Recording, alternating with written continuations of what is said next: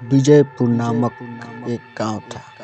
वह गांव के चारों तरफ ऊंचे ऊंचे पहाड़ और पहाड़ के चारों ओर खूबसूरत फूलों के बागवान था। वह गांव इतना सुंदर लगता था कि जो भी उस गांव में जाता था वह गांव उस इंसान का मन को मोह लिया करता था।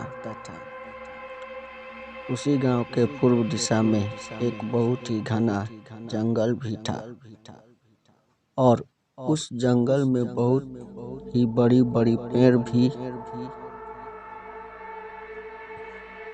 थे।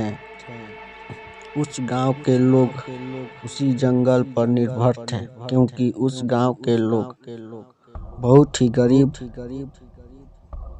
है, क्योंकि उस गांव के लोग उसी जंगल से लकड़ी को काट के बाजार में बेच कर अपना पेट भरा करते थे। उसी गांव में दो दोस्त रहते थे, रमेश और रोहन। एक दिन जब वो लकड़ी बेच कर बाजार से कुछ सामान खरीद कर घर लौट रहे थे, तभी रास्ते में अचानक एक साधु ना जाने कहां से आया और वह दोनों दोस्तों को रोका और बोलने लगा कि आप दोनों आज मेरे ही घर पर रुक जाए, क्योंकि आज अमावस की रात है। आज जंगल में कुछ होने वाला है।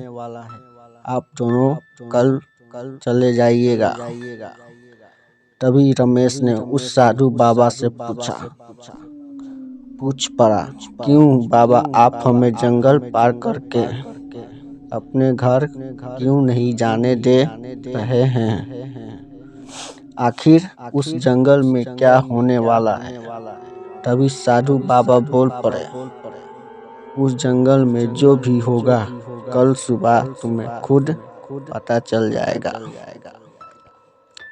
तभी रोहन बोल पड़ा कि भाई रमेश, आज रात यहीं बिताने में भलाई है। आज हम दोनों दोस्त यहीं बाबा के घर पर रुक जाते हैं। कल हमें खुद पता चल जाएगा कि आखिर में उस जंगल में क्या होता है। तभी रमेश ने बोला, चलो तुम बोल रहे हो तो आज रात हम बाबा के घर पर ही रह जाते हैं। चलो भाई, काफी रात हो चुकी है, चलो हम दोनों सोने चलते हैं, कल देखा जाएगा आखिर अमावस के रात में जंगल में क्या होता है।